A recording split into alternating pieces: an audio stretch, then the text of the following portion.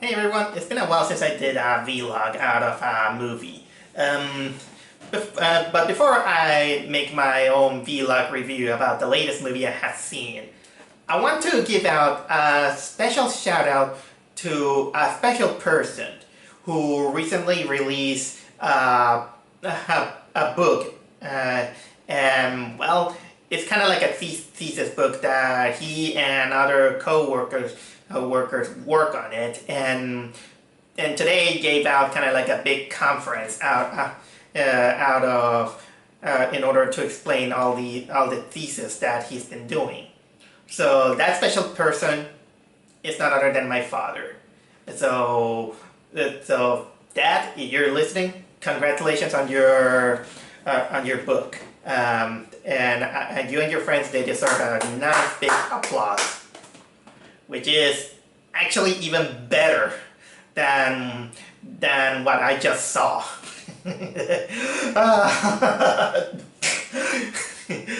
Hey Spencer, guess what movie I just saw? I saw the latest HBO Max movie that they stream. I bet that this movie was supposed to be on movie theaters, but you know what is happening outside. And boy, I bet you're wondering, yes, the movie I watched is none other than the 2020 version of Roald Dahl's adaptation, The Witches. Robert Zemeckis directed this movie, by the way. Robert Zemeckis picked up one of Roald Dahl's, let's say, most curious kid stories that he wrote. Again, it's The Witches. There is another one that was made in the 90s, 1990 to be exact. And before I go with this new version that they made, let me put you a little bit onto perspective about me and my perspective between Roald Dahl and some of the movies, and of course The Witches in particular. I do have a little bit of a certain love, not hate, but kind of disillusioned relationship with Roald Dahl. Although granted, his whenever you read his books, they're fascinating. You can tell that he does had a kind of like he did have a big imagination when he wrote like Charlie and the Chocolate Factory, the BFG, and Danny and the Champion of the World. I read most of them. I do remember reading Charlie and the Chocolate Factory first in high school. You know, we read that book for English class, and I was fascinated with the stories that involve into it. Actually, Charlie and the Chocolate Factory makes me want to eat chocolate a lot. And that kind of increased a lot my love to chocolate. Then, I did remember watching some of the Roald Dahl adaptations. I did have a little bit of also a love-hate relationship with Willy Wonka and the Chocolate Factory, because honestly, this is one of those movies that it went from loving it, but the more I began to watch it, it became worse and worse and worse every single time, with the exception of Gene Wilder. Gene Wilder still stays being the best part of the movie. But then after watching a good video of a couple of reviewers doing kind of like a nice homage to the book and the movies, yeah, including the Tim Burton one, which I thought it was,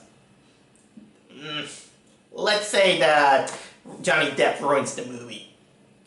Let's say that I decided to give it another chance to the old film, and I began to liking it a little bit better now that I got newer observational skills when it's about movies.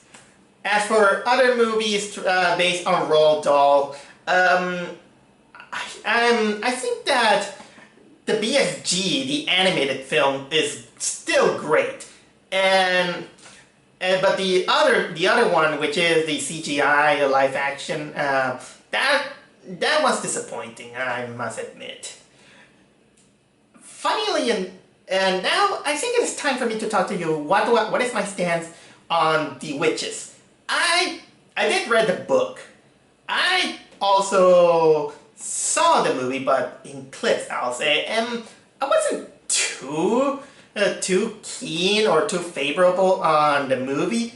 Although I do remember that I was old enough to process some of the things that the 1990 movie has. I mean, first of all, now that I got new observational skills, you're gonna notice some of the good acting, the amazing puppetry of the Jim Henson productions, the interesting story, and of course, nowadays the 1990 movie became now a cult following that many people begin to appreciate more and more and more the more they watch it, even though initially it was a box office failure. But now it's having kind of like the recognition that it deserved. Funnily enough, because during the time that Roald Dahl was alive, he absolutely hated that movie. Actually, not just the Witches movie. Roald Dahl almost absolutely every single movie that had to do with his work.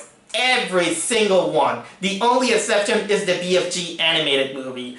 In ways, I can see why, but man, that I think that Roald Dahl, probably he was kind of like the kid at heart with the angry dad mentality. That's the thing that I can say about my experiences with the Witches. And now we got this one, in which Robert Zemeckis, the guy who directed Back to the Future and wonderful movies like Beowulf, The Polar Express, Mars Needs Mom. Look, Robert Zemeckis can do good. So I decided to give it a try to his adaptation of The Witches. Even though the trailer, it actually kind of gave me a little bit of a surprise. First of all, I thought that the movie was going to be centered on New Orleans, because this time he decided to make it more like kind of like this, I think it was 1950s or 1960s Alabama setting, where the African American community, they grow up into the old American style of the African American lifestyle. They got an African American cast for the most part. That part, well, it kind of shocks you, because the setting is in England, while of course in the movie it of course set between the United States and England. Okay, both were in England for the most part. This one, they just decided to set it in America, and they wanted to make it, they wanted to give it a little bit of a touch in order to make it feel, well, for the lack of better words, even though I don't want to sound like that kind of guy, to make it more diverse, they wanted to appeal it more to the African American community, even though they just take kind of like the old settings from that era and how they have their lifestyle and all these things. And you know what? That doesn't bother me, because I mean, if there can be an American Christmas Carol, I don't mind seeing that setting. I will have liked to go to see if they do it right, or they do it as corny as possible. Or when sometimes when you really want to target it to a younger audience, it is gonna be technically the greatest challenge you could ever imagine. Because nowadays, with people who are too sensible on almost every single nerve that you can imagine, it's it is gonna be a big challenge now. But I still was open-minded, and trust me, I was. Of course that when you're making comparisons, it's inevitable. It's inevitable to do it. But in the end of the day, I want to congratulate Robert Zemeckis because for much effort that he has done with this movie, with the passion that he has, with the rule that he has, the restrictions that he has, with the love to the children that he has, yay! Congratulations, Robert Zemeckis! You have managed to create your worst movie you have ever done in your life. Possibly the worst Roald Dahl adaptation ever. Congratulations! Okay guys, I want to tell you this, and let me at least put things clear. I'm not gonna say that this is the worst movie ever. No. But when you put it into comparison with the other movie, and the kind of movie that it tries to do, this is gonna cringe a lot of people, especially the adult fan base, or the fan base that are technically the purist for the 1990 witches. I'm not gonna say that it's a. Well, actually, this movie it's one of those movies that falls on a lot of traps that they try to do on a movie that is targeted for a younger audience, and they want to sanitize it. And honestly, now that I come to think of it, I think that most of the Warner Brothers productions are basically now falling in that trap in order to try to make the movies a little bit more diverse. They want to search a more diverse audience, in which I'm not saying that it's a bad thing, but you're gonna do it out of passion out of it. And yeah, I was actually very curious to see how you make a movie how you make a witches movie with the perspective of the all African American lifestyle, but not too much kind of in the stereotypes things, because honestly, let's face it, nobody likes stereotypes. People kind of find it offensive, and they find that they're making fun of them in the most mean-spirited ways. This movie doesn't do that, luckily, but there are a little bit of kind of red flags here and there that I probably think that this movie, what mostly is what will happen if the writers, they want to prove that they make their own investigation for Black History Month. Let's say that this is kind of like the first impression that I got. So anyway, let's begin to talk about, first of all, for those who doesn't know, what The Witches is about. Well, the basic story is still technically the same. It centers around this boy who he lives in a world where where children are basically under threat of creatures known as witches, which are basically monstrous women who roam around looking for children because they hate children, and they lure them in order to basically kill them in the most creative ways as possible. Usually, like for example, turning them into frogs, turning them into twigs, or like in a 1990 movie, one little girl victim, she becomes trapped in a painting where she gets trapped there forever. So what happens is that this kid lives with his grandmother because his parents died. They go to this nice fancy hotel, and the kid then realizes that all the witches from England, they reunize for a convention, so that they could hear the latest plan of the leader of the witches from England, which is known as the Grand High Witch.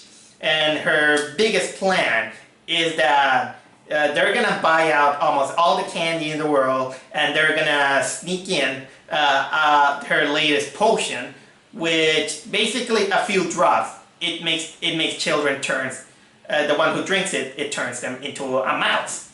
And they try to do that so they can kill off the children without being suspected.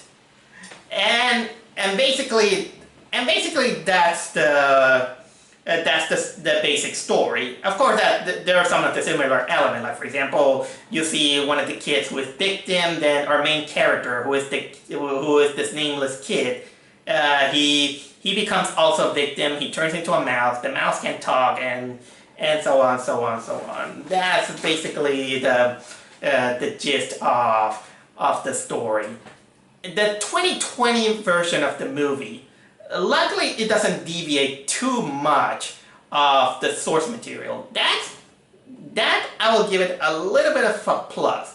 Also, if I want to give it a little bit of a positive of the movie, which is actually one of the few of them, is that the first victim of the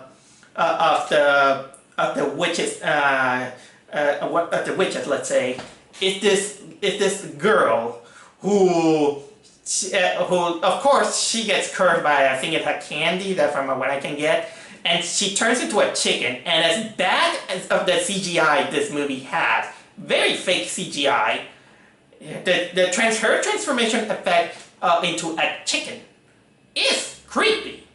I gotta admit, that was creepy.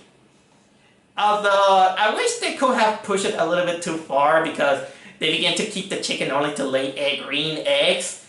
But I will have preferred more if they actually kill off the chicken. I mean, it's not nice, but that's what the witches are doing, and that basically comes up with, for me, with the problem with this movie, which is the movie doesn't dare to push itself on the scary factor.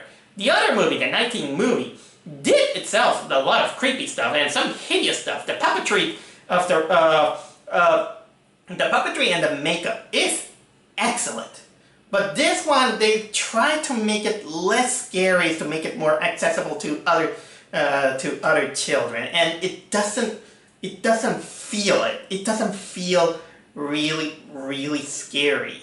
The only scary thing is the horrible CGI, or how badly it is, which is a shame, because one of the people who worked into the movie is none other than Guillermo del Toro. And yeah, the scenery is nice. The scenery, it looks good, but sometimes just pretty scenery, it doesn't match up a lot of the faults that this movie has.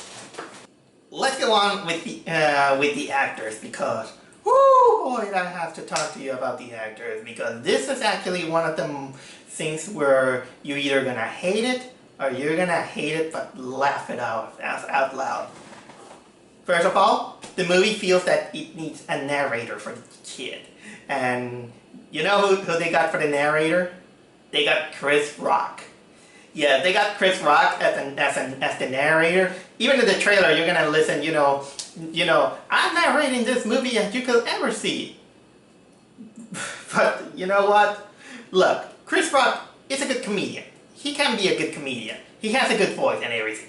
But I don't think that he was fit to narrate this film, because the way he narrates, it made me think that I was watching one of the lost episodes of Everybody Hates Chris. Oh man. They also got Octavia Spencer playing as the grandmother. She does okay, I'll say. But the rest of the acting is not exactly good. The hotel manager is played by Stanley Tucci, and honestly, Stanley Tucci doesn't hold a candle compared to the 1990s movie, which is, in the 1990s movie, the hotel manager is played by Rowan Atkinson. And guess what? After I watched that movie, I went to watch the 90 version again, and I realized how amazing Rowan Atkinson can be. And so technically he's also one of the best parts of the movie. Oh, but you might be wondering the biggest highlight of this movie. How does the Grand High Witch, played by Anne Hathaway, do her job? Oh my god, guys. If we need a nomination for the Razzie Awards of this movie, give it to Anne Hathaway. Anne Hathaway, as much as she's having fun with her role, she is awful.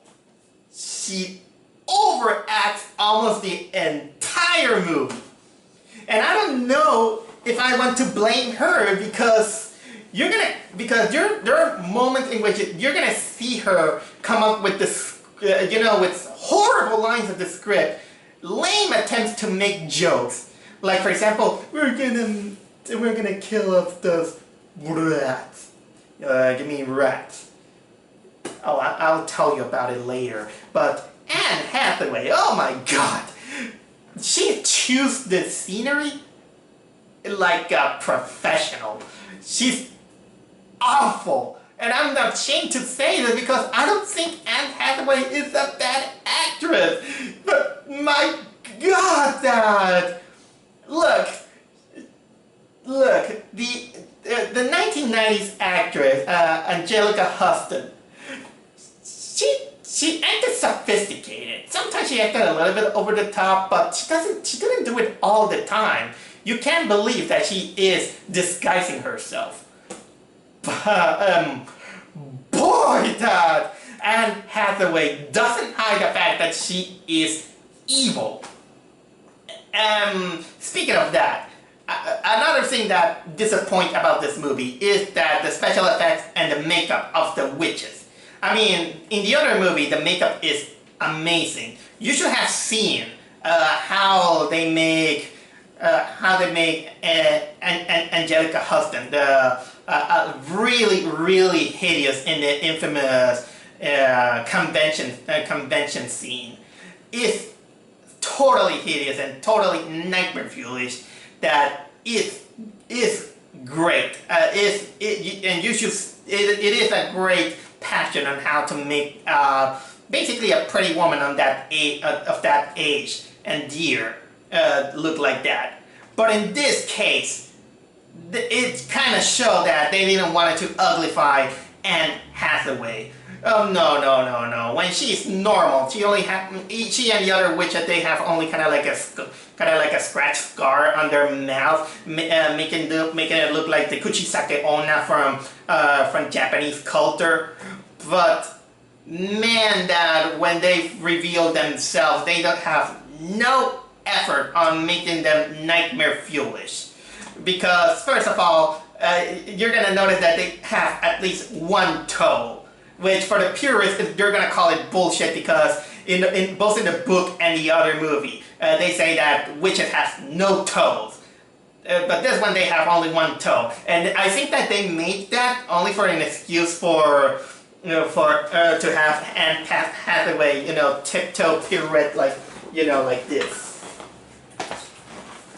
That's my thought. And as for the face, and all the witches, they make them look, more than looking like witches, they look like Tarkatas from Mortal Kombat. Even the Grand Witch kind of looks like, well, she's the daughter of either Milena or Baraka. And what you can tell that they also give her, that skills that she can stretch her arms creepily. If it could have been done in better CGI, I could have find it creepy enough, but I wasn't. I actually was more mesmerized on the horrible dialogue and the overacting that Anne Hathaway has.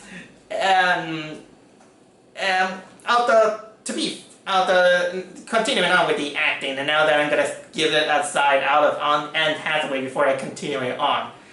The kid acting is okay.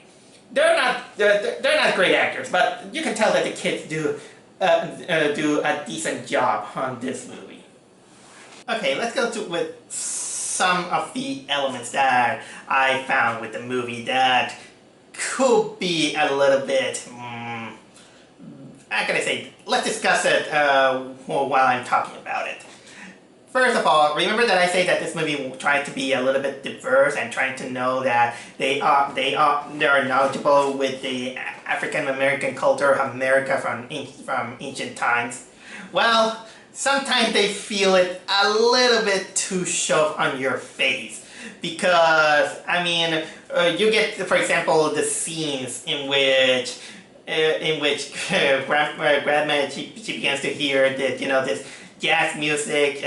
She cooks to our main hero kid fried chicken and what was it, corn cake, which actually now that I think of it, I actually really like that corn cake. I wanna have some too. And also how for some reason where they go to the hotel, it really looks like you know, these estates that I was half convinced that this is gonna be the Warner Brothers version of Song of the South. Or you know what? Since we're talking about kind of like each cultural version of another story in which they exaggerated, you know, the stereotypes of some other things.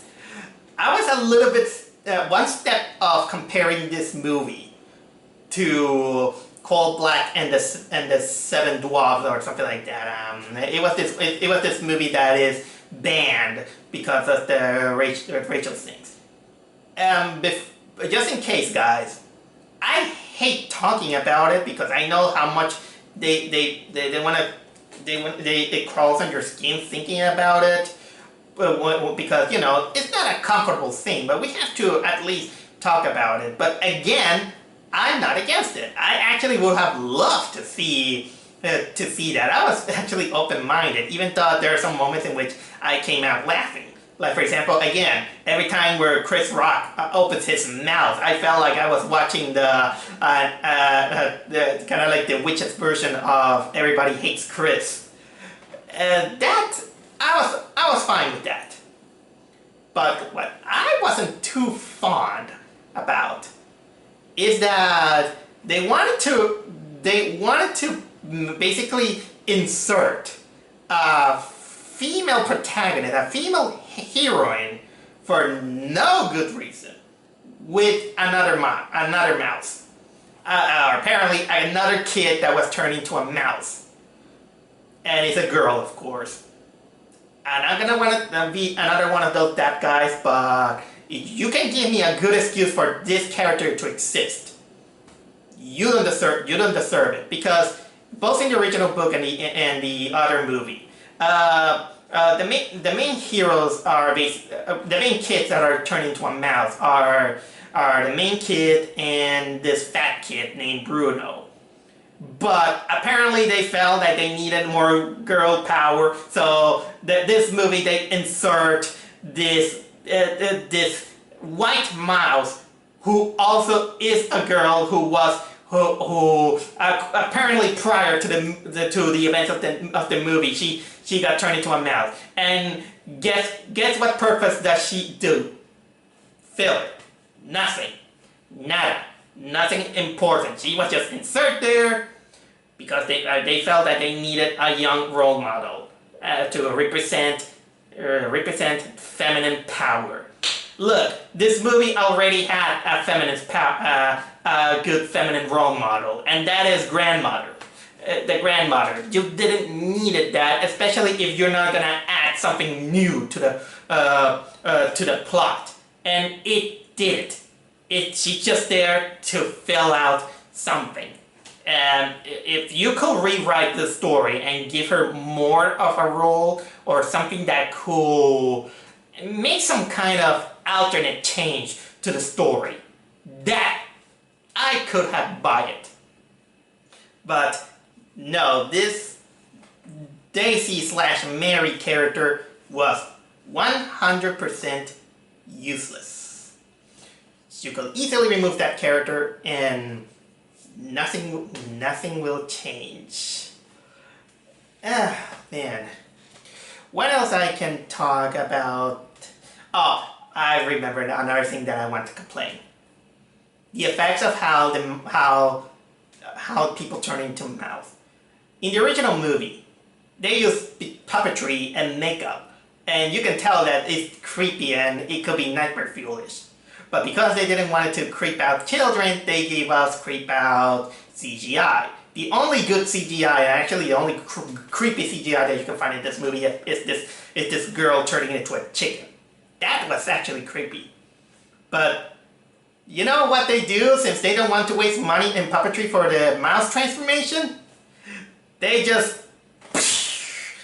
apparently fart out purple clouds, they jump into the air, and sometimes you can see the effect that there are bubbles under skin, purple bubbles, and automatically a mouse. No werewolf in London effect for transformation effects, which is a shame because sometimes when you make transformation effects very elaborate, this is when you have proven that you are a good filmmaker. But no, in this case, whenever you turn into a mouse, you apparently do a whisk popper and turn into a mouse. Lazy, I know, huh? And by the way, speaking of the scares, nothing is remotely scary in this movie. Every time when there's gonna be a kind of like a sign of violence or anything, they push out. They just wanted to make it as safe and less scary as possible because they just wanted to make it accessible for children. I mean, yeah, the other movie, I know that it had problems with because they didn't want it to make it too scary, but at least they leave out some semblance of darkness into it. I mean, you have scenes of a mice getting chipped its tail and with a smear of blood. And let's not forget, we see Rowan Atkinson slashing a decrepit mouse in half with a meat cleaver, and there's even a nasty scene where one of the witches who turned into a mouse, she tries to warn everyone, but in deaf ears, the Grand Witch just step on it in a green goo. I know. I'm 100% against green blood and blue blood because we have to show that we should not be afraid of blood. But I can accept that in a way for artistic style. But here's the thing, guys. To be honest, guys, if you ask me, I would never, ever want to step on a mouse. I don't know why. Maybe it's because when I think about their meat and their flesh crushing on my foot, it feels kind of disgusting compared to an exoskeleton of an insect. Oh my God, God, if that grows you out, I'm sorry. I apologize. I apologize. And of course, there is indeed a little bit of extended scenes. For example, in the old movie, they extended the chase scene of the kid from all the other witches. This one they extended to try to make it more epic, the final battle between our heroes and the Grand High Witch. That's the thing. And of course, you know what? For me, I think it is time for me to talk to you about spoilers. It's time for spoiler alert if you haven't seen both movies. I don't care which version or if you read the book. One of the biggest concerns about the book is that the book was deemed a little bit too sexist, or because they all go against, all these group of witches in which they claim that all are women and everything. It's a really challenging book, but one of the biggest issues that the book has is that it has this ending in the ending in which, well, it's technically bittersweet. I mean, they solved one of the problems, but still, our main hero is still a mouse. The kid stays like a mouse. Even his lifespan is reduced because mice can live between 3 or 9 years. And basically, he's gonna die almost at the same time as his elderly grandmother. So, well, they're gonna go on into this witch hunt in order to save children from witches. It feels kind of like bittersweet. This is the reason why the 1990 movie, they also gave it an even more controversial ending in which they decided to give it a more happier ending, which Roald Dahl didn't like, but some other people did like, in which the kid basically is returned back to normal, and all that is because there is indeed a good witch.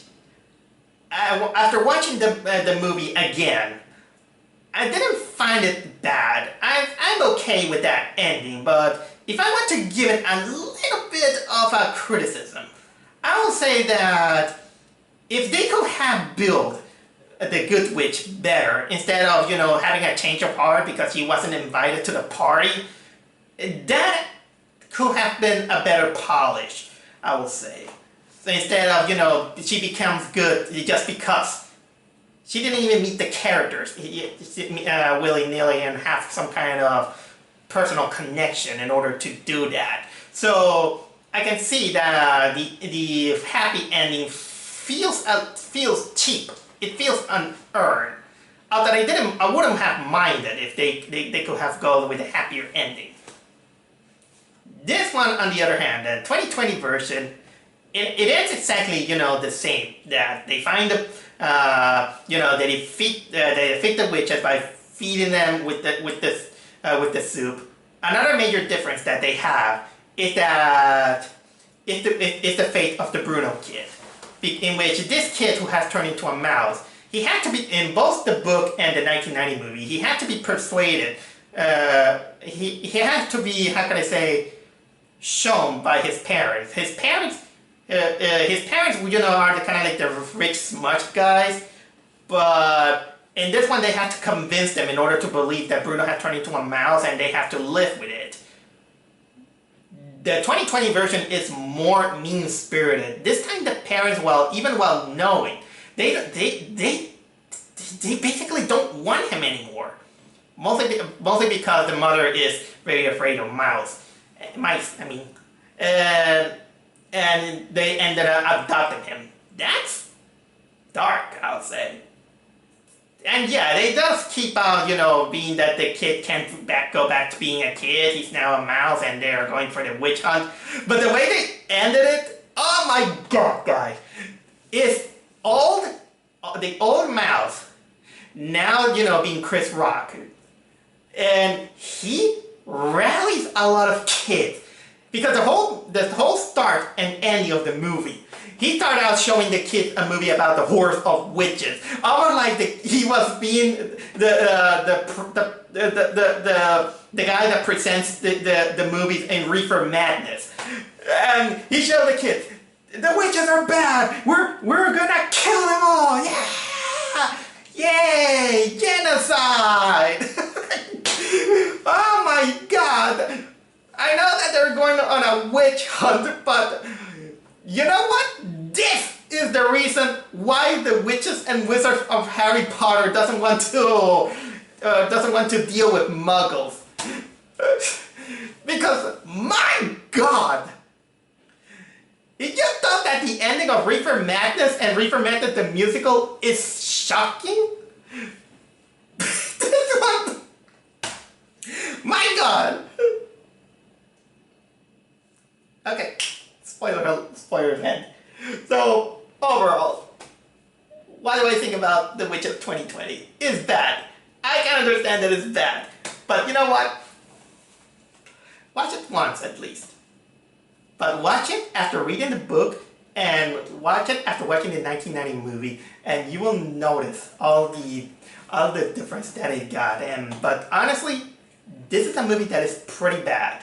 It's so bad, it's horribly written, but you don't get a laugh out of this bonkers way to show the ending, and the not so subtle bad acting of Anne Hathaway.